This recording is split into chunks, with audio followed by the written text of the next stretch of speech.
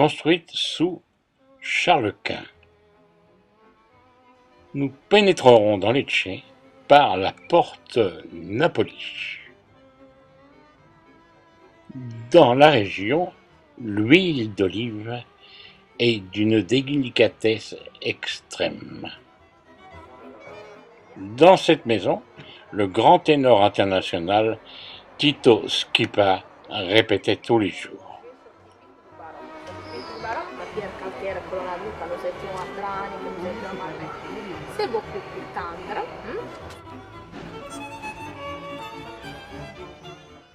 Toutes ces nouvelles constructions datent du XIXe siècle, toujours avec l'art baroque.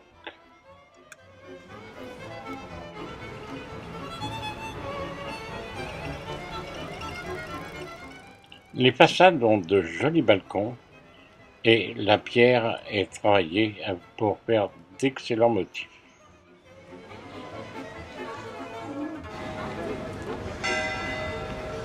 Merci.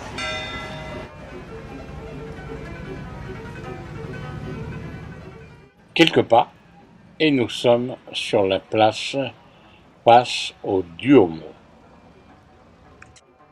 Première construction fut en 1144, mais après différents problèmes, il fut reconstruite différentes fois. Ah non, il a dit que c'était la Bourgogne.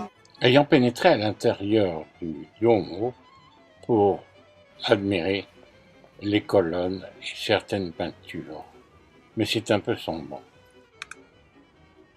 Je reviens sur le campanile qui fait quand même plus de 70 mètres de haut.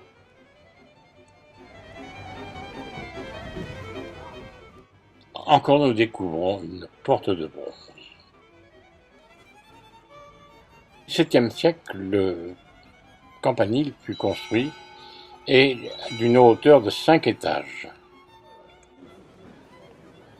Quant aux rues extraordinaires, elles sont très animées. Mais surtout, disons, au-dessus du portail principal, dans ce style baroque, vous trouvez ce qui est la représentation du blason de la ville de Lecce.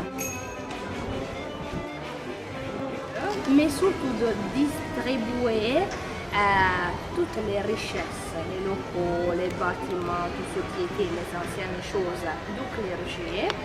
Et c'est à partir de ce moment-là, donc du 19e siècle, que tout ça a été distribué pour l'administration des palais de Jésus. À l'heure de midi, à Lecce, ce ne sont pas les cloches qui sonnent, mais des interprétations de Tito Schipa.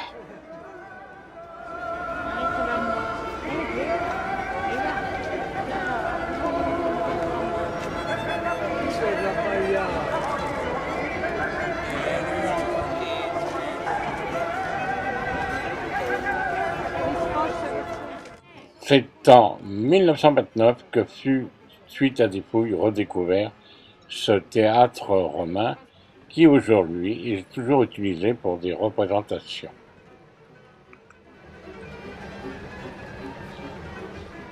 L'intérieur de cette tour d'époque, aujourd'hui, c'est un musée, mais midi, c'est fermé.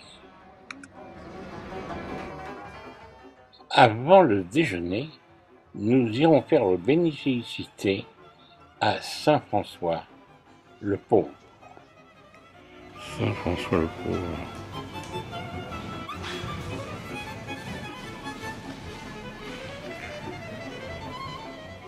Nous sommes à l'église de la Sainte-Croix. Il y aura quand même le quatrième, qui à l'époque, quand on a commencé l'église, était, disons, un peu petit, qui est le même, Giuseppe Zimbalo. Nous sommes à Otrante, la ville la plus pittoresque des Pouilles, sur la mer Adriatique. Important port romain à une certaine époque.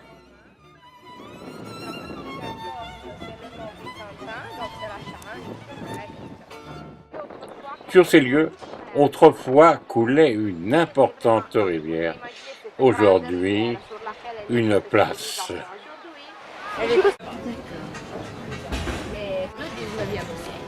Mais on entre là où il y avait les anciens rapports. Le château de Trente fut le premier roman gothique de construction. Dirigeons-nous vers la cathédrale du XIIe siècle. Ces mosaïques, une merveille. Rosace Renaissance. Nous voici à l'intérieur de la cathédrale, mais nos yeux vont surtout se diriger vers le sol.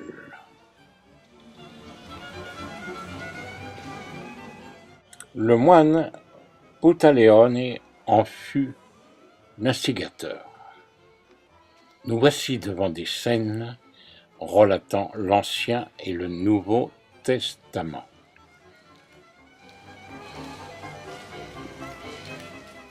C'est extraordinaire, mais pas très facile à filmer. Adam et Ève, le ciel et l'enfer, nombreuses sont ces figures.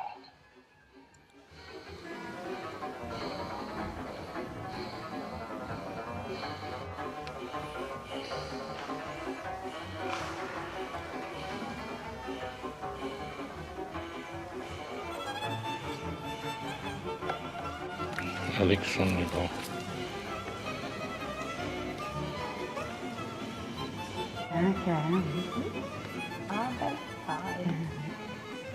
Et donc toute la vie d'Abel et Caïn, les deux frères, etc. etc. Puis ici, Je vais essayer de... oui. Attends.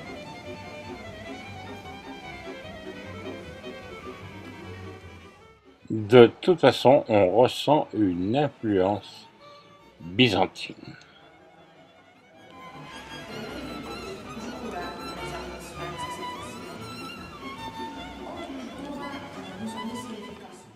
Les animaux ont l'air de faire bon ménage avec les hommes.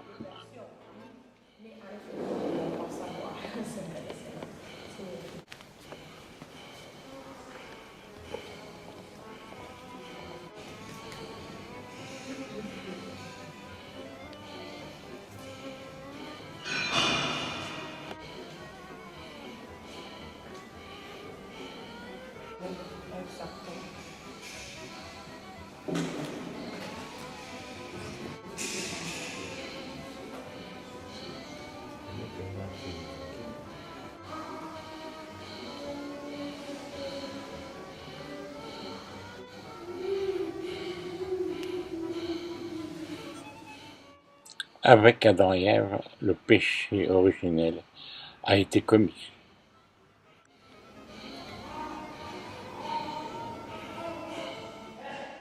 Au fond de la nef à droite, derrière l'autel, se trouve une pierre où l'on martyrisa 800 personnes.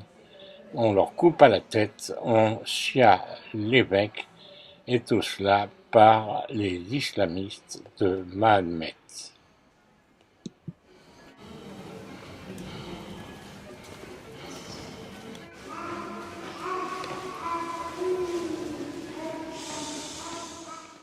Nous voici dans la crypte de la cathédrale et nous admirons toutes ces colonnes sculptées, des œuvres d'art et quelques fresques qui restent sur les murs de l'endroit.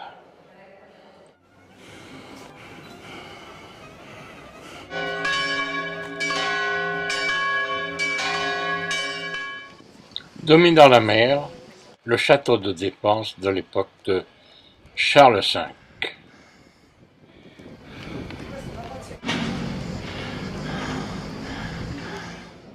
Galatina, nous voici devant la basilique Sainte-Catherine d'Alexandria.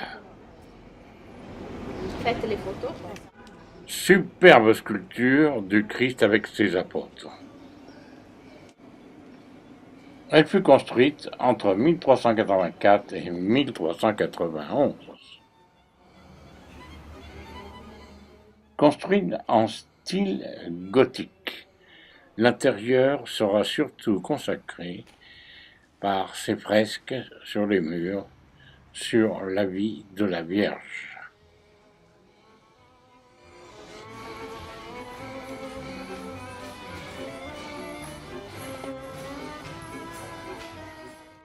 C'est extraordinaire de voir que ces peintures ont traversé les siècles.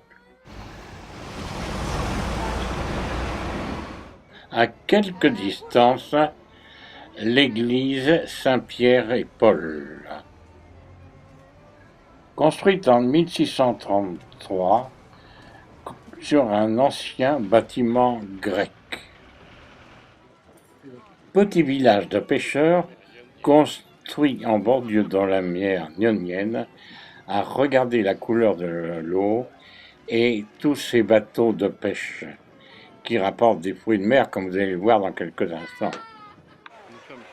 Aujourd'hui, samedi 26 juillet de l'an 2014, les gens sont sur la plage.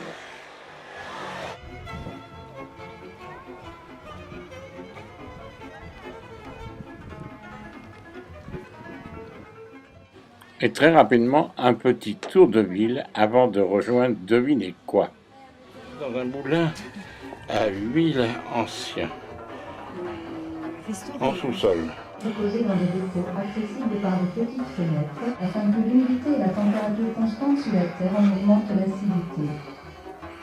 C'est précisément pour cette raison que les pressoirs à huile étaient souterrains, et c'est là que réside la seule différence entre la fabrication de l'huile d'éclairage et celle de l'huile alimentaire. Mâle, un âne, un mulet ou un cheval. On peut voir également dans cette pièce une table pour le repos des animaux qui actionnaient la meule. À travers de petits canaux, les petits puits creusés dans le sol se remplissaient ainsi d'un mélange d'huile et d'eau. L'huile étant plus légère, elle flottait sur l'eau et formait une couche superficielle. Première fois qu'on voit ça, hein. On a fait des découvertes. Et que de fois peut-on dire « je sais que je ne sais pas » et il faut toujours découvrir.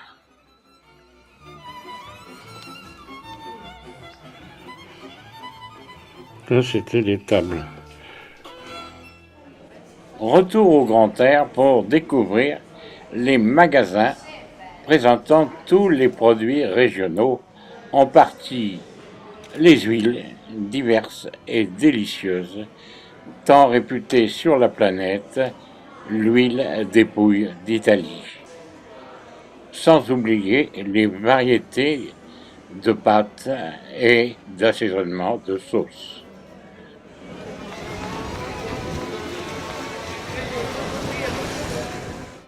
Eh bien, nous voici devant la cathédrale Sainte-Agathe, de baroque du XVIIe siècle, rangée de colonnes en tuffeau. Nombreux tableaux, les vendeurs chassés du temple, dans le presbytérium, à l'entrée de Jérusalem, la guérison d'un paralytique, le tombeau de Sainte-Agathe. Le chœur en noyer sculpté aménagé au XVIIIe siècle. En bordure de mer, le château construit et avancé sur celle-ci, pour la protection de la région. Là, les oursins, regarde. Un petit coup d'œil où vous pourrez déguster de splendides crustacés.